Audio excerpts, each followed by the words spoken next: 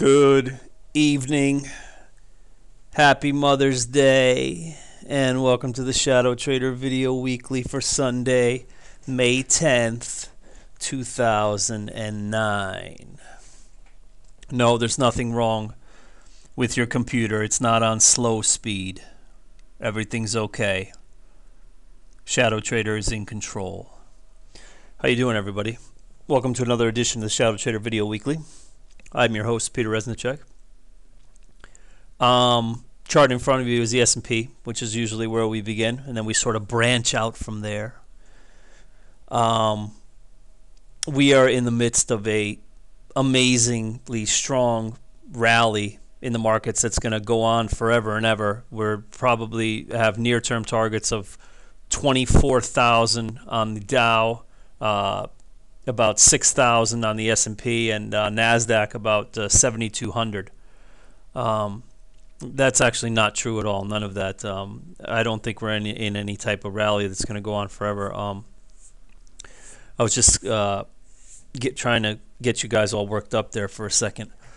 In all seriousness, we are in the throes of a market that seemingly won't quit, right? Let's take one further look at the trend channels that we've been talking about for a while now, which we seem to be constantly riding the upper end of, right? So we keep riding along the top end of the channel here.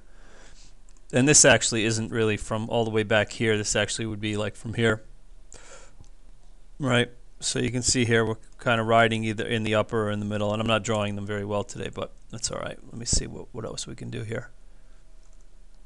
All right. What I want everybody to take away from this video is to be very cognizant of where the markets are on the weekly charts, what's ahead of us, and also to make sure that you don't make the grave mistake of jumping in at the very last moment, at the last possible time. We have been very skeptical of this rally, at least over the move up over the last week, right? If we look at a weekly chart on a spider, it really moved up strongly this week, right? We here at ShadowTrader Laboratories have been very skeptical of this, and we have not really participated in it, as you know. Last trade we did actually, in terms of real-time trades, was a short on SPY, which worked out for like the better part of about an hour. And then there was a gap down that night, and then it actually turned into a gap up. Futures were actually down overnight, then they turned into being up, and we actually ended up getting stopped out on a 15-minute rule as we gapped up over our stop. So we have not really participated that heavily in this rally, but what we want everybody to keep in mind here is that if you're not in it now, don't get in it now. Wait, because we think the next move is short. It may well be higher after that, but the next short-term move is definitely to short. Okay, so you don't want to be in this.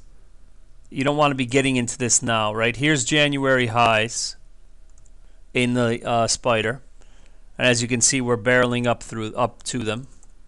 Let's look at diamonds, and again, I'm keeping it on the weekly. Diamonds have a way to go before they get to the January highs, which is here. But look at the backside of the trend line here. It appears to me that this is going to tie right in with the exact same time that the S&P goes to about 940, which is just above us here at the 94 level on the spider. The high here in January is 94.45. Spider's at 92.98 right now. Okay. Now, so that's why I think that this is not the time to get in the market if you missed it to the long side. Now is the time just to wait, and then there will be a pullback. I am actually already in the process of making a long list of pullback stocks, which of course I'll be talking about strictly for the the premium content for those that subscribe to the newsletter. You'll be getting all those plays both in the bulls and bears section and then some live. Just to give you an example, I mean like Visa is a really strong name, ticker symbol V, that I'm looking at marking off levels of where we think there's going to be a pullback play. I have a list of like 10 of those, so those are all going to be going out to the paid subscribers. The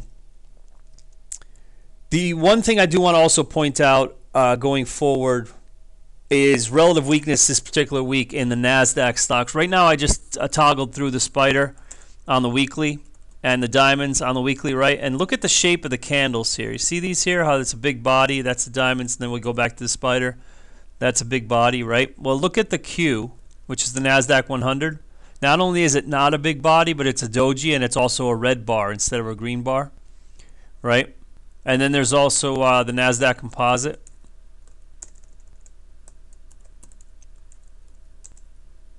And that was a doji.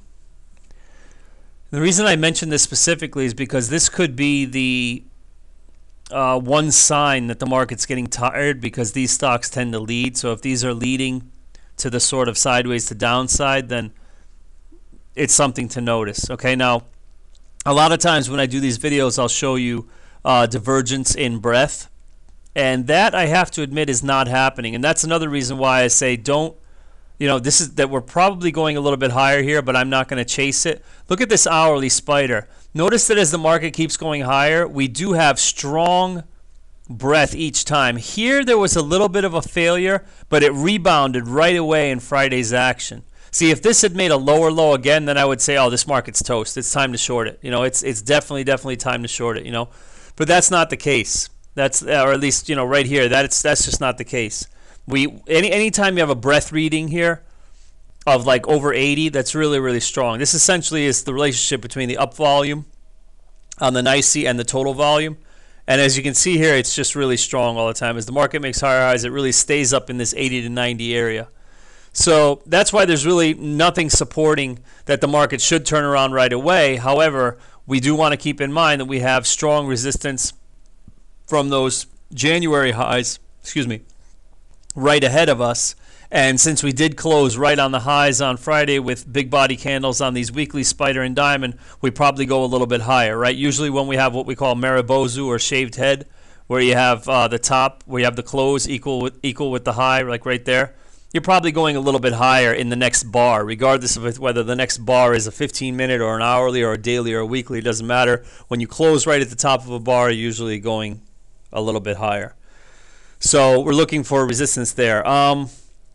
Outside of that, that's about it. I'm looking at, I have another list of stocks which I will be sharing with subscribers as well, just to give you like another one, kind of like like a freebie. Like SPW is something that I'd be looking at in terms of relative weakness for a short if we do come into that area on the S&P, where we come into that weekly resistance. We'll be looking at those types of stocks that are already showing relative weakness, where they have not been able to rally with the market. And then we'll also be looking at a lot of like counter trend stuff. I also have a pretty big list of names of stuff that's like counter trend stuff that's going to be going out in the newsletter to the Bulls and Bears section, and also via the live calls. All right, so that's basically it. My main concern this week is if you're not in it, don't chase. I got to be honest with you, we did not participate in this move up this week that much because it just didn't feel right to us. We felt the market was tired. The market proved us wrong, as that's just the way it is. The market is always right. No matter what price is, it's always the right price because it is price. But that being said, we are also not interested in the least in doing the stupid thing, which would be to jump at the market long here, knowing that it's coming up against resistance and it's already moved up quite a bit. So that's basically it. So be cool like Fonzie. We'll be looking for some near-term shorts soon. Also, once the market does come in a bit, like I said, I do have a pretty strong list of really strong stocks, such as Visa is just one name I'm throwing out there that should be good on pullbacks. All right. On behalf of myself and the entire ShadowTrader team in beautiful Philadelphia, Pennsylvania, and of course, as always, from all the good people in Chicago, Illinois, at the one and only Think or Swim, I wish you good trading and good night.